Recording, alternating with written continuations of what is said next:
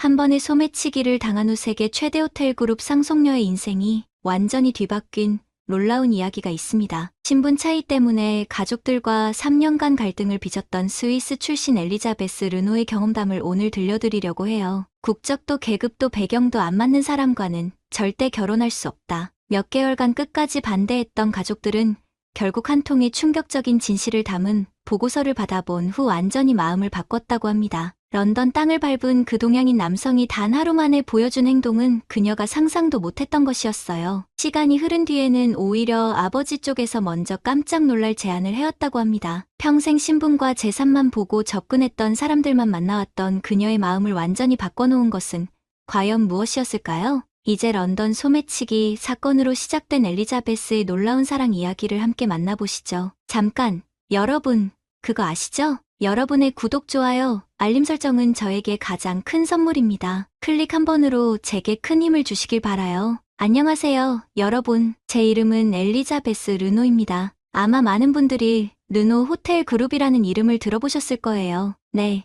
맞습니다. 저는 그 르노 그룹의 상속녀죠. 하지만 오늘 여러분께 들려드릴 이야기는 제가 가진 재산이나 지위와는 전혀 다른 정말 특별한 경험에 관한 것입니다. 제 인생을 완전히 바꿔놓은 그 하루 말이에요. 먼저 제 소개를 좀 더 자세히 드릴게요. 저는 스위스 제네바에서 태어나 자랐습니다. 아버지 알베르 르노는 전 세계 50여 개국의 호텔을 운영하는 르노 그룹의 창립자셨어요. 어머니는 제가 12살 때 돌아가셨고 그 후로는 아버지와 이복 오빠 빌과 함께 살았습니다. 어릴 때부터 저는 평범한 아이들처럼 자랄 수 없었어요. 항상 경호원이 따라다녔고 친구들도 제 집안 배경을 알고 나면 태도가 달라졌죠. 정말 솔직히 말씀드리면 저에게 진심으로 다가오는 사람이 있는지 항상 의심스러웠습니다. 대학은 옥스퍼드에서 경영학을 전공했고 졸업 후에는 바로 회사 일에 뛰어들었어요. 아버지는 내가 언젠가는 이 모든 걸 책임져야 한다고 늘 말씀하셨거든요. 그래서 저는 25살부터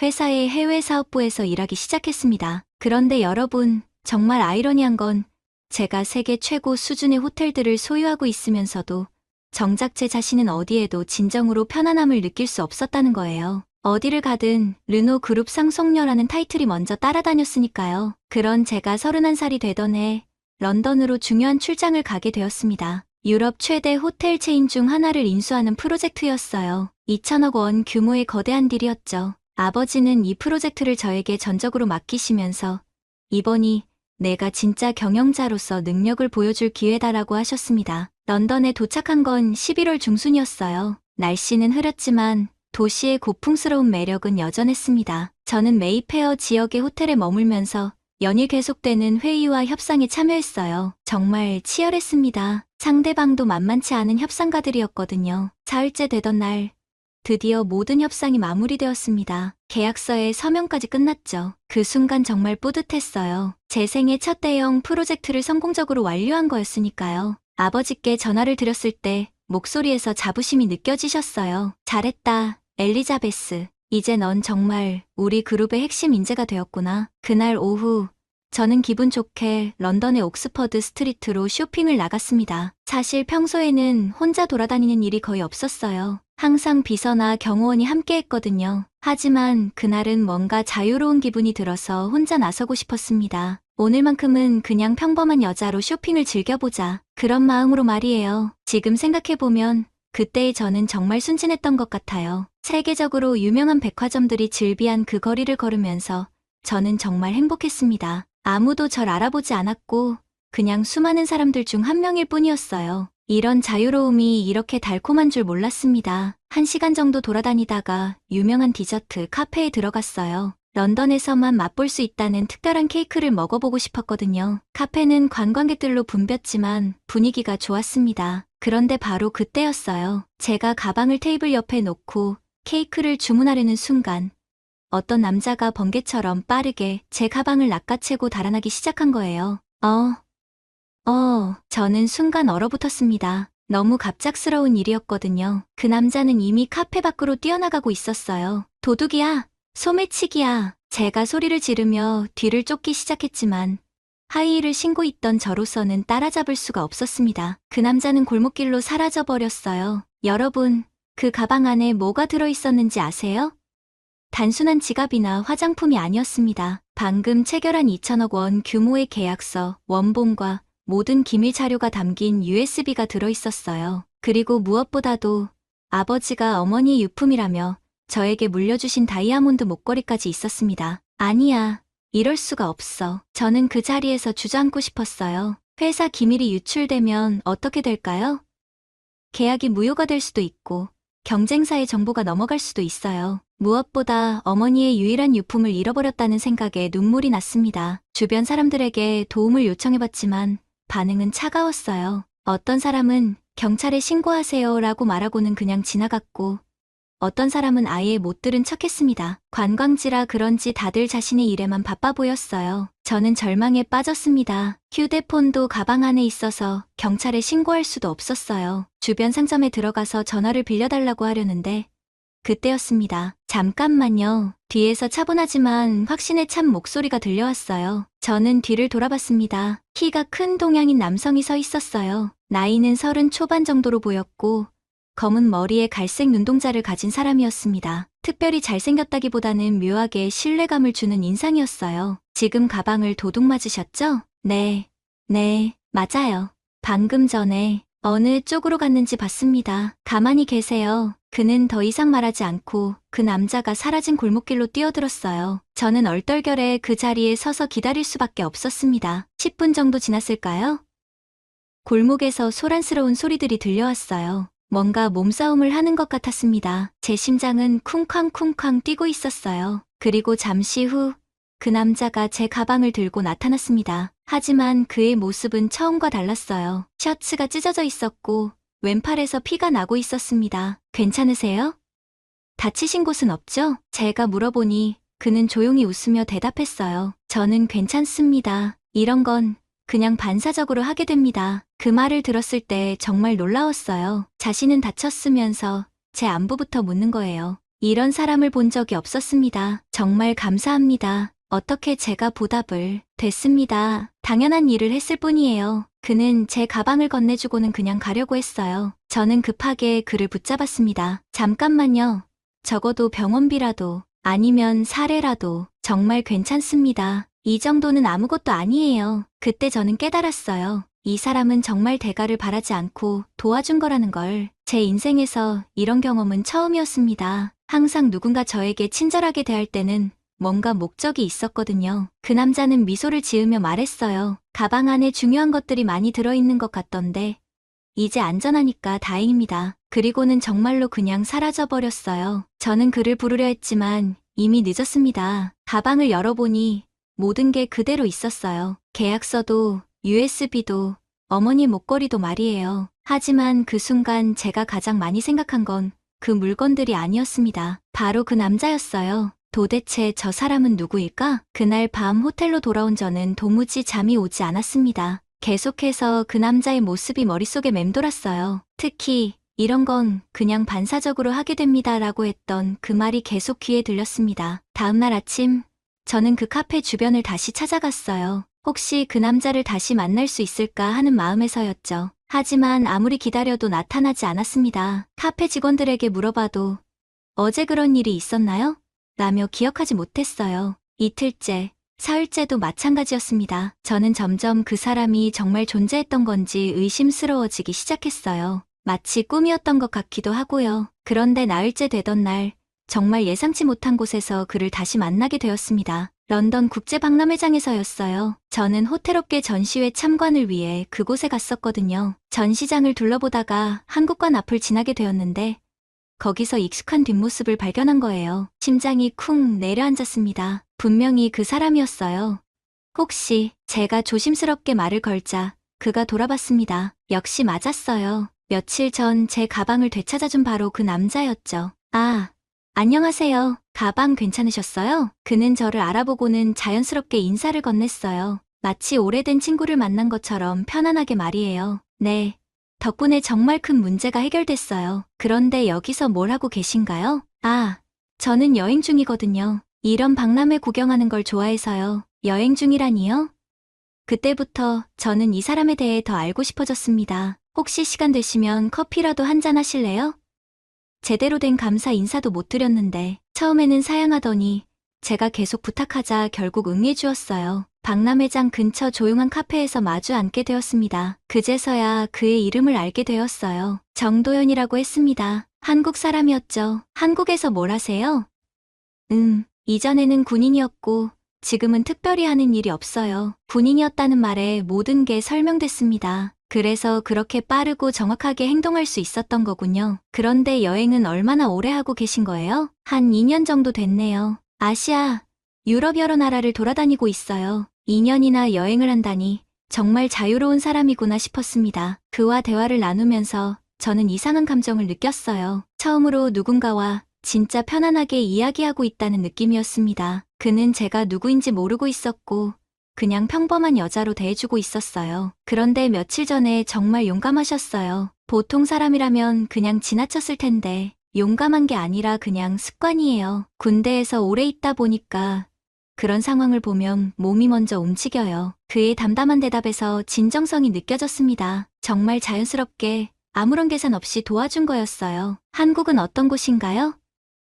저는 아시아에 가본 적이 없어서 그때부터 그는 한국 이야기를 들려주기 시작했어요. 고향 이야기, 군대 이야기, 여행하면서 만난 사람들 이야기까지 그의 목소리에는 따뜻함이 있었습니다. 시간이 어떻게 흘렀는지 모르겠어요. 벌써 해가 지고 있었습니다. 저는 이런 경험이 처음이었어요. 시간 가는 줄 모르고 누군가와 이야기를 나눈 적이 말이에요. 시간이 벌써 이렇게 됐네요. 저 내일 한국으로 돌아가는데 그 말을 들었을 때 가슴이 철렁했습니다. 이제 다시 못 볼 수도 있다는 생각이 들었거든요. 혹시 연락처를 교환할 수 있을까요? 제가 조심스럽게 물어보니 그는 잠시 망설이더니 자신의 이메일 주소를 알려주었어요. 휴대폰 번호는 여행 중이라 자주 바뀐다면서요. 그날 밤 저는 그에게 메일을 보냈습니다. 단순한 안부 인사였지만 보내는 제 손이 떨렸어요. 이런 감정을 느껴본 적이 없었거든요. 놀랍게도 그는 바로 답장을 보내왔어요. 한국에 무사히 도착했다는 내용과 함께 런던에서의 만남이 즐거웠다는 말도 있었습니다. 그때부터 저희는 메일을 주고받기 시작했어요. 처음에는 일주일에 한 번 정도였는데 점점 자주 연락하게 되었습니다. 그는 한국의 일상을 들려주었고 저는 스위스와 런던에서의 생활을 이야기했어요. 하지만 저는 아직 제 정체를 밝히지 않았습니다. 그냥 호텔에서 일하는 직원이라고만 했어요. 왜냐하면 그가 저를 있는 그대로 봐주는 게 너무 좋았거든요. 한 달쯤 지났을 때 그가 다시 유럽 여행을 온다는 연락이 왔어요. 파리와 스위스를 거쳐 독일까지 갈 계획이라고 했습니다. 혹시 스위스에 오시면 제가 안내해드릴 수 있어요. 제가 그렇게 제안하자 그는 기꺼이 받아들였습니다. 도연 씨가 제네바에 온 날을 저는 평생 잊을 수 없을 거예요. 공항에서 그를 만났을 때의 그 설렘이란 정말 오랜만에 느끼는 감정이었습니다. 제가 운전하는 차를 타고 제네바 시내를 구경시켜드렸어요. 레만 호수, 제트도, 구시가지까지. 그는 모든 것에 진심으로 감탄했습니다. 정말 아름다운 곳이네요. 여기서 잘하셨다니 부럽습니다. 그의 순수한 반응을 보면서 저는 더욱 마음이 끌렸어요. 저녁에는 제가 자주 가는 작은 레스토랑으로 안내했습니다. 미슐랭 스타 레스토랑 같은 곳 말고 현지인들이 즐겨 찾는 소박한 곳이었어요. 음식이 정말 맛있네요. 이런 곳을 어떻게 아셨어요? 자주 와서 잘 알아요. 관광객들이 많이 오는 곳보다 이런 곳이 더 좋거든요. 그날 밤 저희는 정말 많은 이야기를 나눴습니다. 꿈에 대한 이야기, 인생에 대한 생각들, 여행하면서 느낀 것들까지. 그와 함께 있으면 시간이 멈춘 것 같았어요. 사흘 동안 저는 그와 함께 스위스 곳곳을 다녔습니다. 융프라우 정상에도 함께 올라갔고 인터라켄의 아름다운 호수도 구경했어요. 그는 모든 순간을 진심으로 즐겼고 저도 덩달아 행복했습니다. 특히 기억에 남는 건 융프라우에서의 일이에요. 정상 전망대에서 알프스 산맥을 바라보고 있는데 갑자기 눈이 내리기 시작했어요. 와, 정말 환상적이네요. 그가 눈을 맞으며 웃는 모습을 보면서 저도 모르게 미소가 지어졌습니다. 그 순간 깨달았어요. 저는 이 사람을 사랑하고 있다는 걸. 마지막 날 밤 호텔 로비에서 작별 인사를 하는데 그가 말했어요. 정말 감사했습니다. 이런 여행은 처음이에요. 혼자서는 절대 경험할 수 없었을 것들을 경험했어요. 저도 정말 즐거웠어요. 다음에 또 만날 수 있겠죠? 물론이죠. 제가 한국에 정착하면 꼭 초대할게요. 그렇게 그는 다시 떠났습니다. 하지만 이번에는 이별이 그렇게 아프지 않았어요. 언젠가 다시 만날 거라는 확신이 있었거든요. 그리고 저는 결심했습니다. 이제 그에게 제 진짜 정체를 밝혀야겠다고.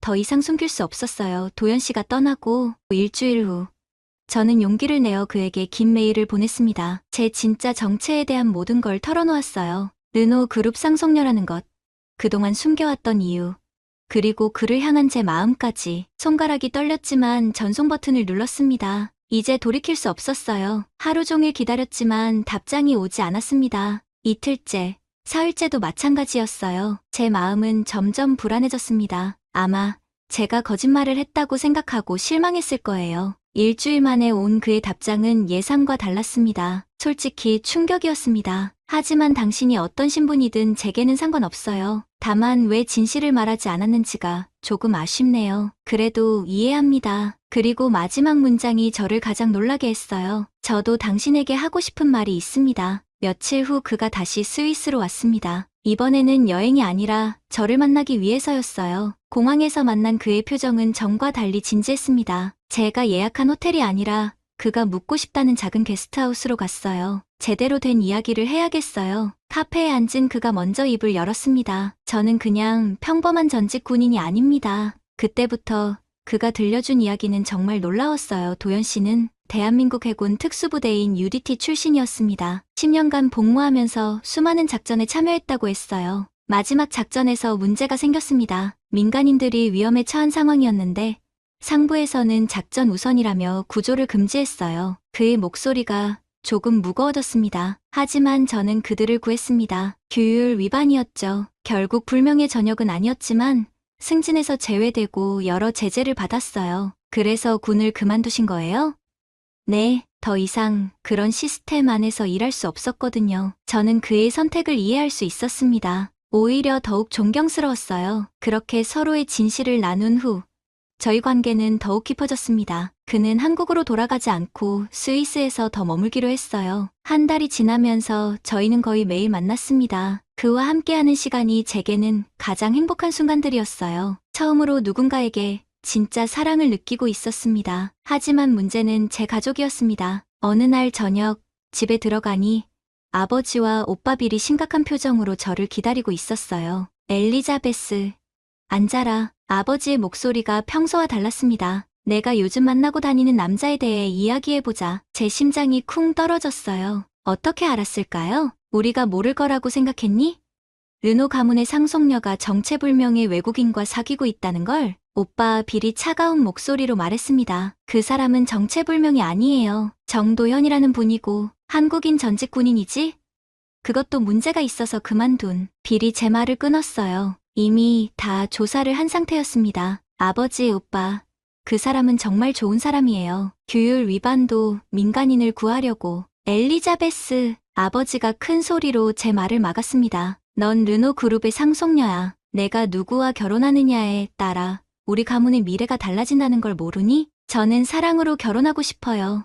사랑? 빌이 비웃듯 말했어요. 내가 얼마나 순진한지 모르겠구나. 그 남자가 정말 너를 사랑한다고 생각해? 내 재산을 모른다고 생각해? 그런 사람이 아니에요. 어떻게 확신하지?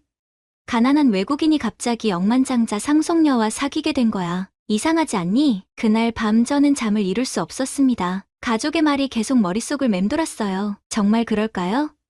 도연 씨가 제 재산을 노리고 접근한 걸까요? 며칠 후 더 충격적인 일이 벌어졌습니다. 빌이 저에게 파일을 하나 건넸어요. 이걸 봐. 그 안에는 정도현의 군 복무 기록이 자세히 나와 있었습니다. 그런데 제가 들었던 것과는 다른 내용들이 있었어요. 규율 위반으로 인한 징계, 상관과의 마찰, 문제 행동들, 빌이 하나하나 짚어가며 설명했습니다. 이런 사람이 과연 믿을 만한 사람일까? 저는 혼란스러웠어요. 도연 씨가 저에게 말한 것과 이 기록이 다른 점들이 있었거든요. 그리고 일주일 후 더욱 충격적인 소식이 들려왔습니다. 어떤 언론에서 저희 관계에 대한 기사를 내려고 한다는 거였어요. 의심스러운 전직 군인과 르노 그룹 상속녀의 스캔들, 그런 제목의 기사가 나갈 예정이라고 했습니다. 회사 이사회에서도 문제가 되기 시작했어요. 몇몇 이사들이 제 상속권에 대해 의문을 제기했습니다. 이런 식으로 행동하는 사람이 과연 우리 그룹을 이끌어갈 수 있겠습니까? 개인적인 문제가 회사 이미지에까지 영향을 미치고 있습니다. 아버지는 점점 압박을 받기 시작했어요. 그리고 마침내 저에게 최후 통첩을 내렸습니다. 엘리자베스, 선택해라. 그 남자와 우리 가문 중에서. 아버지, 그런 선택을 어떻게? 만약 그 남자를 선택한다면 넌 더 이상 르노 가문의 일원이 아니야. 상속권도 회사에서의 지위도 모두 포기해야 한다. 그날 밤 저는 도연 씨를 만났습니다. 그에게 모든 상황을 설명했어요. 미안해요. 저 때문에 이런 일이 괜찮습니다. 예상했던 일이에요. 그의 담담한 반응에 오히려 제가 더 마음이 아팠습니다. 하지만 어떻게 해야 할지 모르겠어요. 엘리자베스 씨, 저는 당신이 가족을 선택했으면 좋겠어요. 뭐라고요? 당신에게는 저보다 더 중요한 것들이 있어요. 책임도 있고 의무도 있죠. 그 말을 들었을 때 정말 화가 났습니다. 그런 식으로 말하지 마세요. 마치 저희 사이가 그냥 가벼운 만남인 것처럼. 그런 뜻이 아니에요. 하지만 현실을 봐야죠. 그날 저희는 처음으로 심하게 다퉜습니다. 그리고 며칠 동안 연락을 하지 않았어요. 그러던 중 더욱 충격적인 일이 벌어졌습니다. 도연 씨의 군 복무 시절 동료라는 사람이 언론에 나와서 증언을 한 거예요. 정도연은 문제가 많은 군인이었습니다. 명령 불복종은 기본이고 동료들과도 자주 마찰을 일으켰어요. 그 증언이 뉴스로 나오면서 여론이 더욱 악화되었습니다. 저는 정말 혼란스러웠어요. 제가 알던 정도현과 언론에 나오는 모습이 너무 달랐거든요. 마침내 저는 그를 다시 만나기로 했습니다. 진실을 확인하고 싶었어요. 그 뉴스에 나온 이야기들이 사실인가요? 그는 오랫동안 침묵했습니다. 그리고 마침내 입을 열었어요. 일부는 사실입니다. 그 순간 제 세상이 무너지는 것 같았습니다. 그 말을 들었을 때 저는 정말 절망했어요.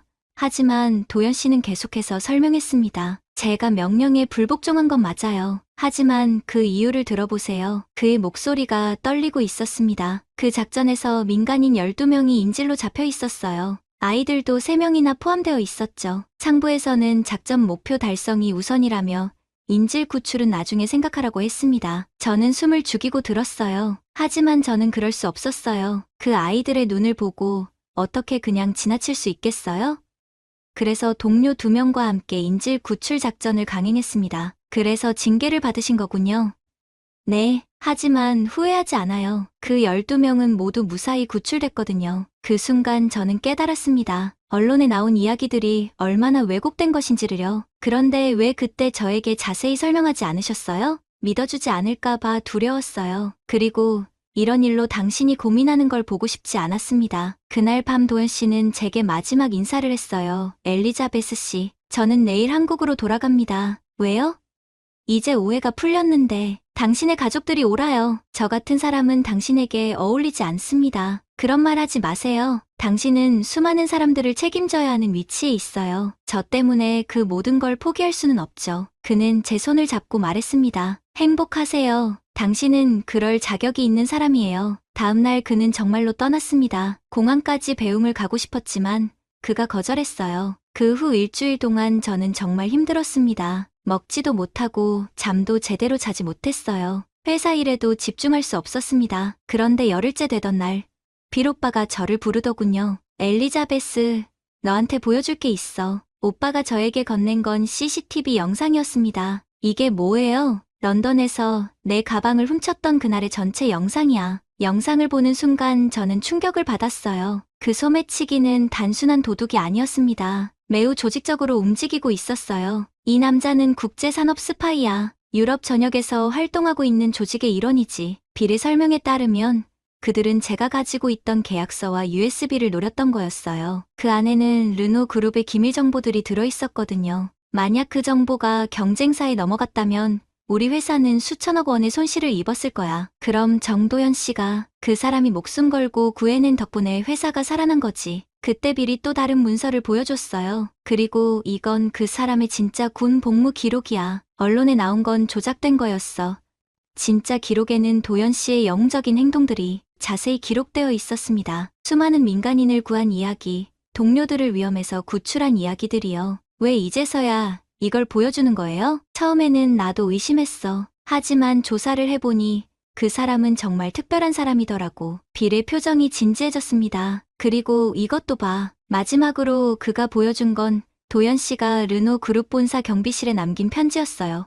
편지에는 이렇게 적혀 있었습니다. 엘리자베스 씨의 가족 여러분께 저는 그녀를 진심으로 사랑합니다. 하지만 그 사랑 때문에 그녀의 인생을 망칠 수는 없습니다. 그녀에게는 저보다 더 큰 책임과 의무가 있다는 걸 잘 알고 있어요. 부디 그녀를 잘 보살펴 주세요. 그녀는 세상에서 가장 소중한 사람입니다. 편지를 읽으면서 눈물이 났어요. 그는 끝까지 저를 생각해주고 있었던 거예요. 그때 아버지가 들어오셨습니다. 엘리자베스, 나는 그 사람을 잘못 판단했다. 아버지의 목소리에는 미안함이 담겨 있었어요. 그 사람은 내 돈이 아니라 너 자신을 사랑한 유일한 사람이야. 아버지, 어서 가서 데려와라. 내가 직접 사과하겠다. 저는 그 길로 공항으로 달려갔습니다. 하지만 이미 늦었어요. 도연 씨를 태운 비행기는 이미 떠난 후였습니다.